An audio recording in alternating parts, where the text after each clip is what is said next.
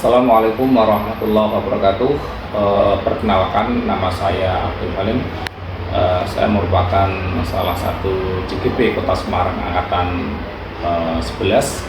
Pada kesempatan ini saya akan melakukan wawancara dengan kepala sekolah sebagai salah satu tugas saya sebagai CGP. Baik, pada kesempatan kali ini saya akan mewawancarai kepala sekolah saya di mana tempat saya bekerja, yaitu di SDN Kalibareng 1. Dan di sini saya telah bersama beliau, Ibu Kepala Sekolah, Ibu Suwanti. Assalamualaikum Ibu. Waalaikumsalam. Baik, gimana kabarnya Ibu? Alhamdulillah, saya semangat. Alhamdulillah Ibu. Berkat dorongan motivasi Ibu, saya tetap semangat untuk bisa menunaikan tugas saya dengan baik.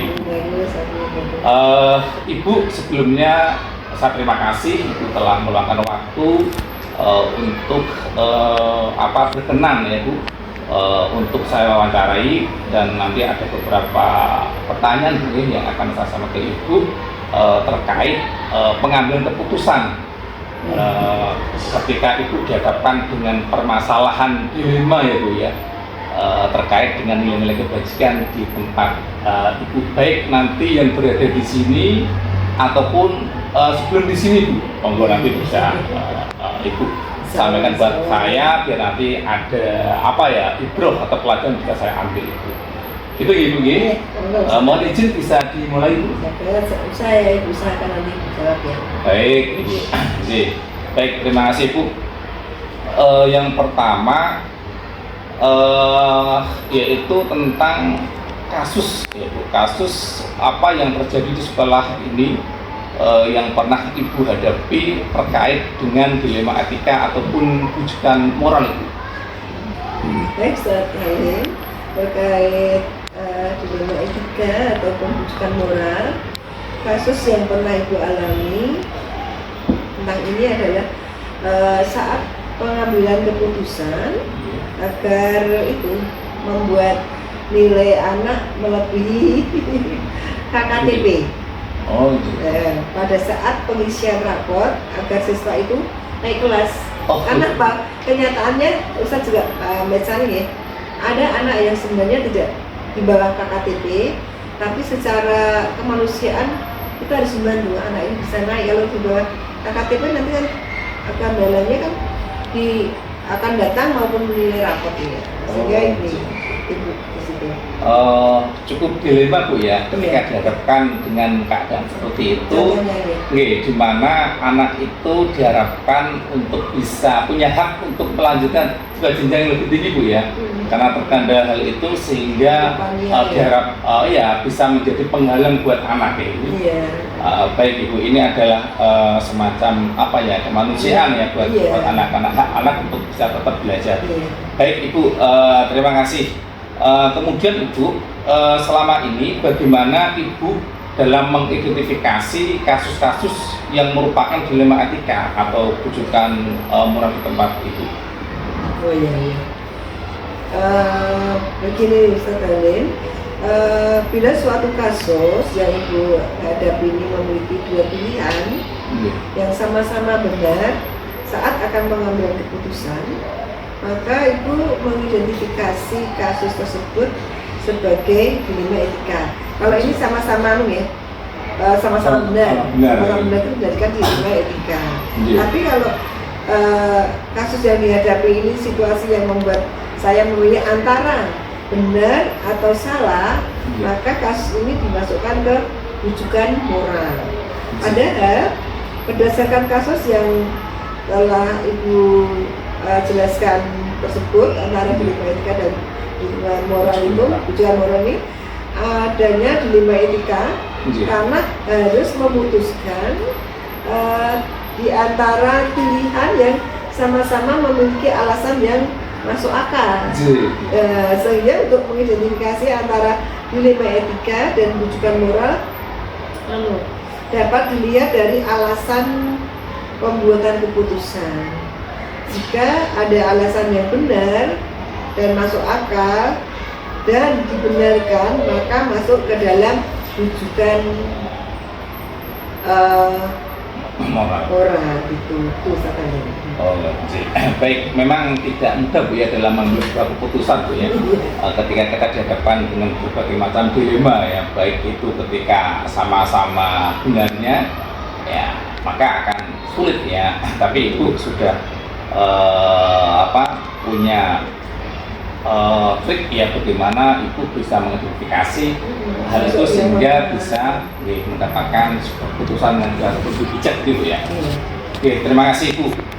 Untuk selanjutnya Ibu, selama ini bagaimanakah Ibu dalam menjalankan pengambilan keputusan di sekolah Ibu, terutama untuk kasus-kasus di mana ada dua kepentingan yang sama-sama benar atau sama-sama mengandung nilai kebajikan. Nah ini luar biasa ya. Ini perlu saya gali lebih dalam Bu ya, buat pengalaman saya ke depannya. Antara kemanusiaan dan keadaan sebenarnya ya. Iya, ini sering ya. Bila kasus yang saya alami ini memiliki dua pilihan yang sama-sama benar, maka sebelum mengambil keputusan saya akan mempertimbangkan kepentingan orang banyak. Kemudian memprioritaskan kebutuhan siswa serta didik, kemudian memikirkan lagi dampak dari keputusan yang akan Ibu ambil dalam jangka pendek maupun jangka panjang. Kemudian serta juga harus memikirkan hasil akhir yang akan dihadapi, yang akan didapat ya Mas Ibu dari sebuah keputusan itu. Kemudian selain itu juga Ibu mengajak Bapak Ibu guru untuk bermusyawarah dan memberikan masukan-masukan mana yang terbaik, sehingga apa yang Ibu ambil ini walaupun tidak bisa melayani semuanya tapi setidaknya bisa maksimal dan yang mendekati benar itu. Berarti dalam mengambil keputusan Ibu tidak serta-merta langsung memutuskan Bu. Iya. Artinya Ibu juga melihat dari sisi beberapa faktor ya. Jadi manfaat dan mandornya dari sisi manfaatnya. Itu memanfaatkan Bapak Ibu guru itu kita ajak, kita masuk, kita ajak memikirkan ke dalamnya. Baik, insya Allah kalau seperti itu mungkin gitu akan dapat memberikan sebuah solusi yang walaupun mungkin tidak semuanya puas ya, tetapi setidaknya itu akan menjadi pilihan yang terbaik gitu. Karena memang tadi Ibu sudah menyampaikan yang berpihak pada anak ya, kemudian bisa dirasakan oleh banyak orang lah kira-kira seperti itu. Ya, ada manfaatnya. Baik Ibu, untuk selanjutnya terkait masalah langkah-langkah atau prosedur seperti apa sih yang biasa Ibu lakukan selama ini dalam mengambil keputusan itu? Iya, sekarang ini kalau dalam mengambil keputusan memang ada beberapa langkah yang Ibu ambil. Setelah itu yang pertama itu kita harus menelaah kasus yang terjadi secara rinci. Misalnya waktu kejadian, pihak yang terlibat siapa saja, kemudian alasan, latar belakang kejadian. Pokoknya ini kita harus merinci kasusnya itu. Kemudian setelah itu Ibu mengidentifikasi apakah ada aspek pelanggaran hukum atau pelanggaran aturan dalam kasus tersebut. Terus setelah itu Ibu akan membuat keputusan berdasarkan tadi nilai-nilai kemanusiaan, kemudian kepedulian dan keadilan. Bila kemungkinan Ibu akan mempertimbangkan situasi lainnya yang tidak merugikan kedua pihak jika dalam situasi tertentu, artinya dalam kasus ini tidak ada yang merugikan. Kemudian solusi lainnya yang merugikan kedua belah pihak ada sama-sama dalam situasi tertentu itu bisa tidak saling menyalahkan gitu saja. Dan yang terakhir, Ibu akan merefleksikan keputusan tersebut pada posisi di mana Ibu harus memberikan keputusan. Tapi memang cukup banyak Bu ya, langkah yang harus Ibu lakukan ketika ingin memutuskan sebuah persoalan atau sebuah masalah gitu ya. Karena memang Bagaimana juga yang namanya masalah itu harus terpecahkan, kemudian harus ada keputusan yang mungkin dirasa adil untuk semua, ya, istilahnya begitu. Oke, dan seperti itu. Bisa menampung semuanya lah. Tidak ada yang mesti ada yang kecewa karena orang banyak kan tidak sama ya. Misalnya paling enggak sebagian besar itu bisa menerima. Kemudian benar tidak merugikan. Ya memang seperti itu Bu ya. Jadi memang keputusan itu memang tidak harus semuanya terpuaskan karena memang banyak faktor yang menjadi penyebab kenapa itu kita harus memutuskan permasalahan itu. Baik, terima kasih Bu. Untuk selanjutnya kira-kira hal apa saja yang selama ini Ibu anggap efektif ya Bu ya dalam pengambilan sebuah pada kasus-kasus dilema etika yang dianggap Ibu paling efektif dalam pengambilan pada kasus-kasus dilema etika. Saya bisa kalian pada kasus dilema etika menurut Ibu ada beberapa hal yang efektif dalam membuat keputusan, yaitu misalnya melakukan pengujian benar atau salah, kemudian pengujian benar lawan benar. Biasanya setelah melakukan pengujian, Ibu bisa lebih mudah menetapkan prinsip dalam membuat keputusan. Iya, betul sekali Bu. Jadi memang ketika kita dihadapkan dengan sebuah kasus, memang kita harus mengidentifikasi dulu ya tadi antara benar dan benar atau benar dan salah ya. Itu kalau sudah kita tahu itu baru bisa mengambil keputusan yang terbaik.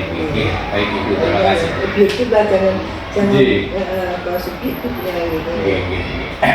Baik, untuk selanjutnya Ibu, kira-kira hal-hal apa saja yang selama ini merupakan tantangan Bu ya, tantangan bagi Ibu selaku pimpinan di sekolah ini dalam mengambil keputusan pada kasus-kasus dilema etika? Ini Ustaz, selama ini yang menjadi tantangan dalam Ibu mengambil keputusan pada kasus-kasus dilema etika itu bagaimana memberikan pengertian kepada pihak yang merasa tidak puas terhadap keputusan yang Ibu ambil ini. Pasti ada ya. Nah, ini untuk menanamkan supaya yang bisa kita tidak merasa kecewa pada berarti ya. Terus sebagai orang yang cenderung memberikan kritikan bahwa kurangnya ketegasan dalam mengambil keputusan tuh, rasa peduli dan kasih sayang saya pertimbangkan kebaikan bersama dan masa depannya siswa. Namun hal ini juga menjadi wajar terjadi dan ada perbedaan-perbedaan itu, tapi setidaknya bisa diatasi. Oh gitu. Jadi memang terkadang ada istilahnya pro dan kontra ya. Iya, itu terkadang pokoknya itu berat banget pasangannya itu. Sehingga memang penting banget ya untuk bisa memberikan pemahaman kepada pihak-pihak tertentu terkait kasus ini ya, agar bisa menerima bahasanya. Oke, baik Ibu, terima kasih. Untuk selanjutnya apakah Ibu memiliki sebuah tata cara atau jadwal tertentu Bu ya dalam sebuah penyelesaian kasus dilema etik? Apakah Ibu langsung menyelesaikan di tempat ketika ada permasalahan itu, ataukah Ibu menyelesaikan dalam bentuk yang lain, misalkan ada prosedur tertentu, ataukah nanti aja saat berikan dulu baru nanti Ibu putuskan, atau langsung segera itu ketika ada masalah? Sebenarnya kalau untuk pengambilan keputusan itu tidak langsung Ibu ambil di situ, tapi Ibu pertimbangkan dulu. Bahkan Ibu tadi akan melibatkan Bapak Ibu guru untuk bermusyawarah, kemudian masukan dari Bapak Ibu kemudian didengarkan, walaupun keputusannya para Ibu. Setelah ada masukan ke musyawarah dengan Bapak Ibu, kemudian saya akan memberikan beberapa waktu berpikir lagi dengan tenang. Setelah itu baru saya memberikan keputusan. Dan memang ini nanti berharap usaha kalau sudah menjadi kepala sekolah juga begitu. Jangan kita lihat situasinya lah. Kalau memang itu harus dipikirkan dulu, dipikirkan dulu. Kalau paling tidak dikuasai dulu sebelumnya permasalahannya bagaimana. Kemudian memang lebih baik lagi Bapak Ibu guru dilibatkan. Ini saya langsung juga berikan contoh bahwa dalam mengambil keputusan itu jangan sendiri. Masukan dari Bapak Ibu guru itu penting, dan ini juga untuk belajar Bapak Ibu bisa menggunakan pendapatnya.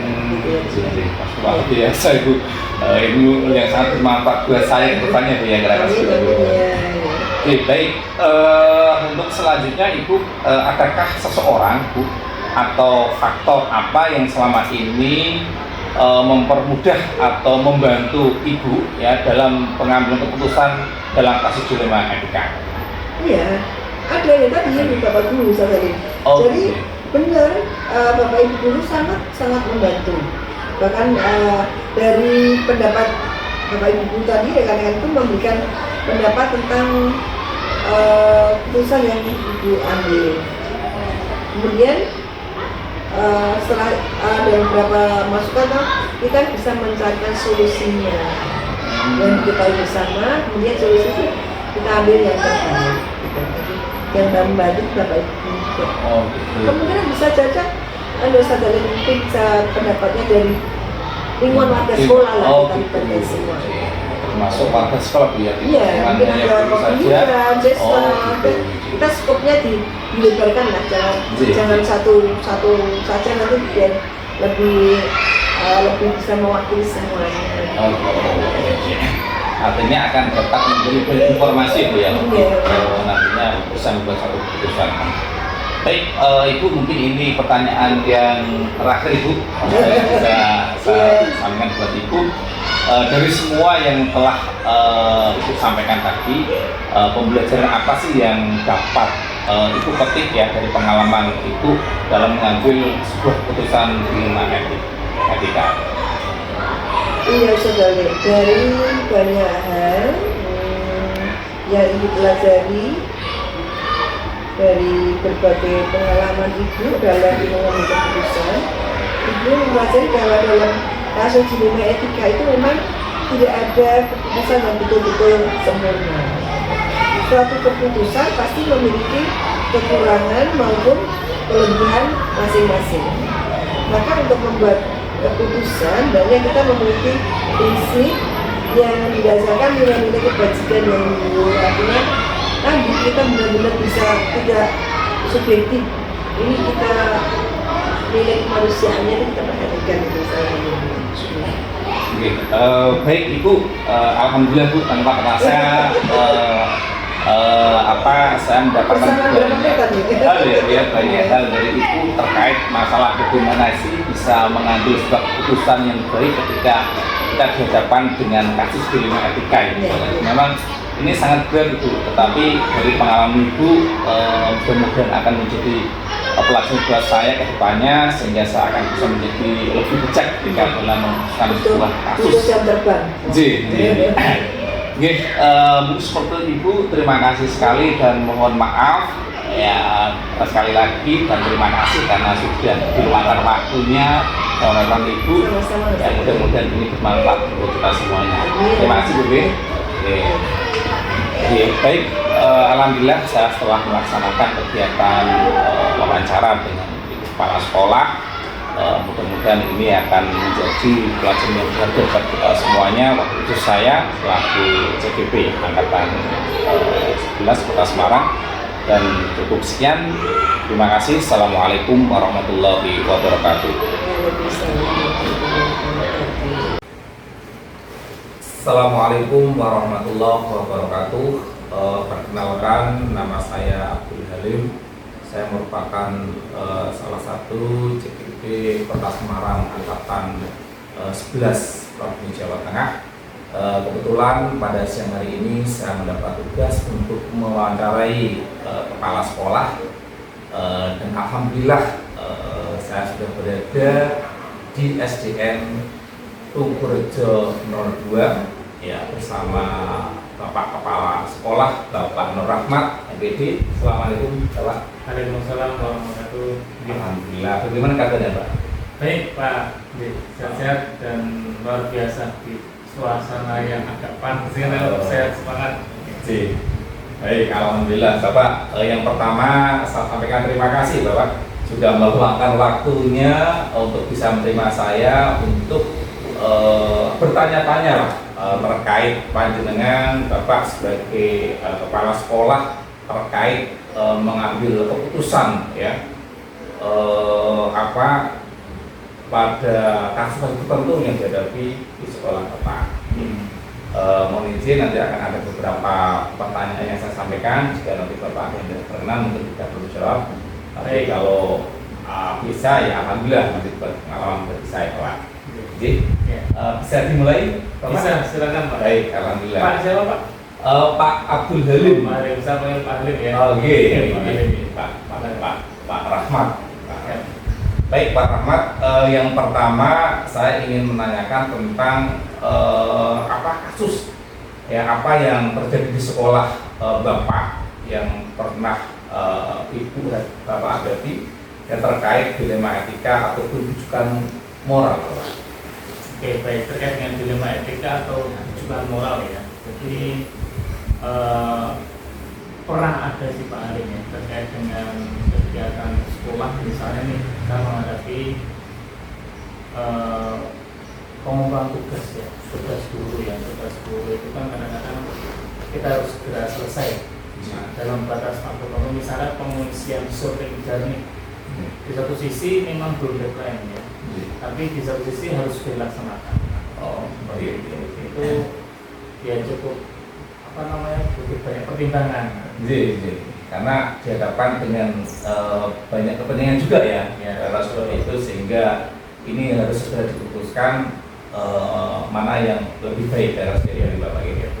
Terima kasih Bapak. Untuk selanjutnya Bapak, selama ini bagaimana Bapak dalam mengidentifikasi ya kasus-kasus yang merupakan dilema etika atau rujukan moral Bapak?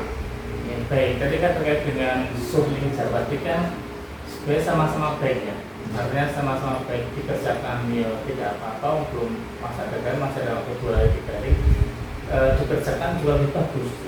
Sedangkan dari sisi saya banyak kegiatan dan teman-teman juga banyak kegiatan di sekolah. Dari itu yang terkait dengan dilema etika tadi itu ya kita selesaikan mana yang prioritas terlebih dahulu balik. Memang sering prioritas, tapi ada batas waktunya yang bisa kita lakukan dan kebetulan di sekolah ada program-program yang lain seperti deklarasi sekolah jujur sekolah saya, kemudian ada gerimis seluruh kemarin dalam susu dan makan buah dari dinas pertanian dan sebagainya sama inspektorat itu kan juga memakan waktu juga. Namun alhamdulillah sekarang sudah selesai semua dan selesai sebelum batas. Alhamdulillah. Jadi selama ini Bapak selalu memiliki target ya lebih cepat lebih baik ya. Ada target ya. Baik Pak Rahmat. Untuk selanjutnya Pak, selama ini bagaimana Bapak dalam menjalankan pengambil keputusan di sekolah Bapak, terutama untuk kasus-kasus di mana ada 2 kepentingan Pak, yang sama-sama benar atau sama-sama mengandung nilai kebajikan Pak, itu seperti apa Pak? Oke, kalau saya mengambil keputusan terkait dengan dalam sekolah itu mesti saya informasikan ke teman-teman guru. Jadi ini saya sampaikan ada program ini, bagus nggak, sesuai nggak dengan visi misi kita. Kalau memang sesuai dengan visi misi kita dan sesuai dengan program sekolah dan sesuai dengan karakter dan entitas sekolah yang selalu kita pakai. Namun sekali lagi saya tawarkan ke teman-teman dulu. Saya langsung ada yang tidak, tapi saya komunikasikan dengan teman-teman dulu dan semua warga sekolah agar bisa lebih baik hasilnya. Seperti itu. Untuk mungkin ada semacam permasalahan ketika Bapak dihadapkan dengan sebuah kasus tertentu ya Pak di sekolah panjenengan ya, kira-kira dalam mengambil keputusan itu ya apa yang bisa Bapak lakukan? Jadi ada masalah kasus di sekolah panjenengan ya, entah apalah itu yang mungkin Bapak sudah pernah mengalami itu, kemudian Bapak akan mengambil sebuah keputusan di mana ada 2 hal yang sama-sama benar, itu kan kadang menjadi dilema ya, membingungkan. Di saat jenengan itu dibingungkan dengan 2 pilihan, ya 2 pilihan yang sama-sama benar, ya sikap yang bisa Bapak ambil apa? Iya jelas ambil yang prioritas dulu. Prioritas ini. Sama-sama benar. Ambil yang prioritas dan sesuai dengan program. Program sekolah maaf. Ambil yang prioritas lebih dahulu karena memang itu apa yang prioritas yang kita kerjakan lebih dahulu Pak. Misalnya kita ada kegiatan terkait dengan tadi misalnya Sulinja, tapi kita juga ada wajib terkait dengan kegiatan masalah misalnya hal besar bersamaan. Kita prioritas yang mana? Oh bulan Sulinja, berarti dalam bulan Juli. Ada tema sama-sama bagus, ada tema dengan anak-anak. Kemudian ada kegiatan hari santri misalnya sama-sama bagus. Namun kita pilih satu mana yang paling bagus dan terbaik. Kalau dibandingkan, kita pilih prioritasnya. Gitu. Jadi dalam mengambil sebuah keputusan terhadap sebuah kasus yang sama-sama punya nilai kebaikan ya Pak ya, kebaikan, Bapak sering melakukan langkah-langkah yang seperti apa Pak? Selain tadi yang Bapak sampaikan. Jelas prioritas itu pasti ya. Prioritas yang pertama, kemudian yang kedua jelas kita musyawarahkan. Musyawarah dan Bapak Ibu guru yang semua teknik bahkan dan komite juga musyawarahkan. Dengan Pak Gibran kita musyawarahkan dengan ini yang kita bicarakan Pak, biar ada yang terbaik karena itu sama-sama baik semua. Betul kepada anak-anak semua. Baik, artinya Bapak melibatkan banyak pihak ya untuk bisa mengambil sebuah keputusan ya, tidak sepihak ya. Tidak sepihak, banyak pihak. Oke, luar biasa Pak. Ini kan nanti bisa jadi pengalaman saya Pak ya, ketika saya dihadapkan dengan permasalahan seperti itu. Memang besok jadi kepala sekolah. Oke, Bapak, terima kasih. Kemudian hal apa saja yang selama ini Bapak anggap efektif ya Pak ya? Yang Bapak anggap efektif dalam pengambilan pada kasus-kasus di memang etika, yang paling efektif menurut Bapak itu seperti apa? Yang paling efektif itu sebenarnya tujuan dan prosesnya. Tujuan dan prosesnya itu harus sama berjalan dalam terkait dengan pengambilan keputusan.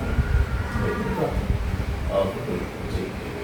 Baik, karena itu poinnya di situ ya Pak ya, sehingga bisa langsung mengena ya. Yes.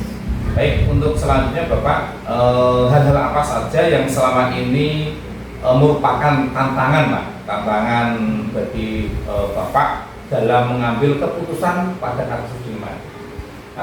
Tantangannya jelas kita satu ya, sebagai orang Jawa kadang ada yang pertama tantangannya. Yang kedua jelas tingkat aktivitas orang berbeda. Dan orang berbeda, kemampuan juga berbeda. Maka yang tantangan itu bagaimana kita mengolah untuk meramu menjadi sebuah keputusan. Tiga poin tadi dari misalnya Bapak Ibu juga punya tugas. Banyak waktu yang diluangkan Bapak Ibu juga pengaruh. Intinya kita tadi bagaimana kita cara meramu tantangan tersebut menjadi sebuah peluang.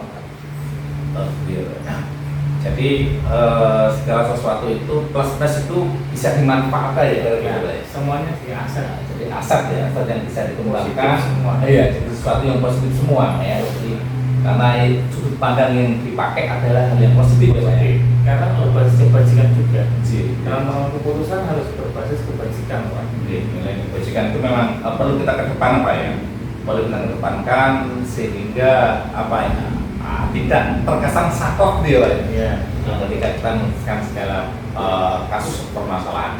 Baik, Bapak untuk selanjutnya apakah Bapak memiliki sebuah jadwal tertentu ya Pak, jadwal tertentu dalam sebuah penyelesaian sebuah kasus, baik itu di bidang etika ataupun yang lainnya. Apakah Bapak itu ketika ada permasalahan itu langsung jenengan selesaikan saat itu juga, ataukah Bapak membuat jadwal khusus dalam penyelesaian masalah-masalah itu? Oke, kalau itu tergantung kasusnya.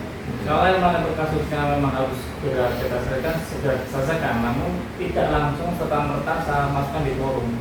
Saya ada pembinaan terlebih dahulu. Yang pertama, ada tahapan-tahapan saya selesaikan. Agar memang itu benar-benar tepat sasaran dalam penyelesaian urusannya. Jangan sampai kita melakukan namanya kesalahan ya. Jadi ada waktu khusus, secara khusus misalnya bahkan untuk mencari sebuah keputusan kadang saya melakukan diskusi sama Bapak.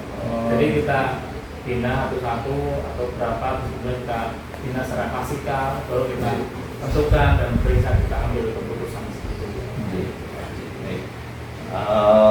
Luar biasa Pak ya. Jadi memang tidak mudah Pak ya untuk mengambil sebuah keputusan karena keputusan diambil itu akan memiliki konsekuensi Pak ya. Seperti itu. Apalagi yang kita ambil ini adalah sebuah kasus yang sama-sama baik ya Pak ya, sama-sama benar ya, seperti itu, sehingga harus ekstra hati-hati ya Pak ya, seperti itu. Baik Bapak, kemudian adakah Bapak seseorang atau faktor apa yang selama ini mempermudah Bapak ya dalam membantu Bapak dalam mengambil keputusan di setiap kasus dilematika yang Bapak libatkan? Tim saya itu siapa ya? Teman-teman guru, teman-teman dari BPL, teman-teman dari semua tentik itu semua berperan semua termasuk tim. Termasuk kayak apa Pak Wiban atau Wali masuk ya? Itu masuk Wiban, komite, karena tim ya, stakeholder sampai itu perannya mau keputusan. Baik, berarti dalam mengambil keputusan juga Bapak tidak sepihak, artinya langsung apa ya keputusannya dari saya walaupun memang dari Bapak gitu lain, tetapi ketika mau mengambil itu juga ada langkah-langkah ya siapapun yang terlibat semua aset sekolah itu semua di dalam kasus tertentu memang harus melibatkan banyak orang ya, sehingga harapannya tidak salah dalam mengambil keputusan ya gitu. Bapak ini mungkin yang terakhir ya Pak ya, yang terakhir gitu. Oke, dari semua yang telah Bapak sampaikan, tentunya memberikan pembelajaran. Ya. Kemudian kira-kira pembelajaran apa yang dapat Bapak petik dari pengalaman Bapak selama ini ketika menyelesaikan kasus-kasus dilematika ini, Pak? Pembelajaran yang saya dapatkan adalah bisa belajar dari cara pengambilan keputusan yang sebelumnya. Jadi kan dalam mengambil keputusan yang akan datang itu akan lebih berpihak pada hasil yang terbaik, pada nilai kebajikan yang ada. Artinya ada tahap belajar saat saya mengambil keputusan, itu saya jadikan sebagai pembelajaran buat saya. Itu yang detik itu saya sudah belajar biar cara mengambil keputusan saya itu lebih baik dan tentunya lebih bijaksana. Luar biasa. Baik Pak Rahmat, terima kasih sekali ya. Banyak hal yang sudah saya dapatkan dari wawancara ini ya, pengalaman dan ilmu yang luar biasa dari Bapak, mudah-mudahan menjadi inspirasi buat saya ya, kemudian bisa dimanfaatkan oleh banyak orang karena memang tidak mudah ketika kita harus memutuskan sebuah pilihan yang sama-sama baik. Mungkin itu dulu Pak Rahmat. Terima kasih sekali lagi atas waktunya dan mohon maaf sudah menyita waktu Pak Rahmat. Ya mudah-mudahan Bapak semakin sehat ya, semakin bisa berkarya untuk negeri ini waktu terus di SD Tugurejo 02 ini. Terima kasih Bapak. Terima kasih Pak Hari. Terima kasih. Saya selalu dan jangan lupa saling memotivasi dan menginspirasi demi kebaikan negeri. Alhamdulillah.